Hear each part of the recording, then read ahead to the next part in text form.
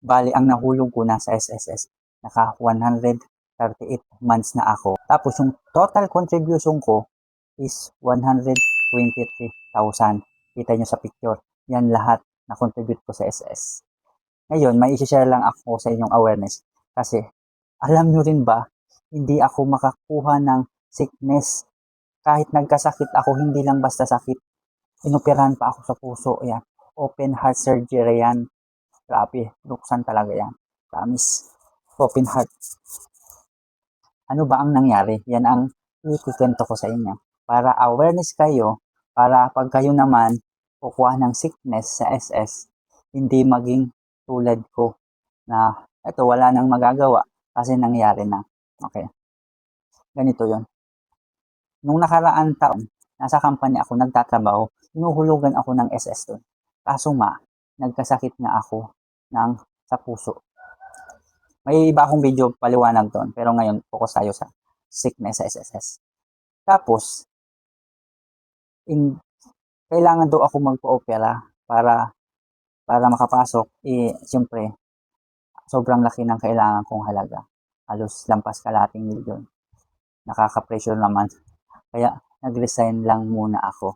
Pero noon, nag-file na akong SS, kaso laging reject. Kasi hindi ako may control ng email. Ang may control ng company. Kaya kung may email na may konting problema sa email, wala akong control. Kaya pinabayaan ko na lang muna. Kasi baka pagdating ng oras, maging okay din. Ngayon, nabisi na kasi ko maghanap ng pang-opera ko kasi malaki-laking halaga yun. Hanggang ngayon na nangyari, medyo okay na ako kasi kita nyo na opera na ako. Gusto ko nang makaklaim sa sickness, mga benefits. Halimbawa, loan. Napakalungkot. Hindi ako makaloan, tapos hindi ako maka-sickness.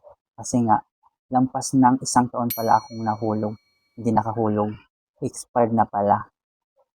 Ito, sinishare ko sa inyo para hindi mangyari sa inyo na kailangan pala, kahit nag-resign kayo sa trabaho, dapat naguhulog pa rin kayo sa SS. Yan ang realidad. Huwag tumigil. Kasi, titigil din yung ay grabe, ang taas-taas ng hinulong ko tapos hindi ko man lang magagamit. Okay. Yun na nga ang nangyari sa akin. Dahil nag-stop ako maghulog, ang daming na-stop din sa SS. Kaya, sinishare ko sa inyo na update kayo sa SS kung anong mga bago nila para hindi na sa inyo mangyari ang nangyari sa akin. Di ba ang hirap, ang dami mong kulong. Tapos pagpunta mo doon, papahirapan ka pa ng pera mo.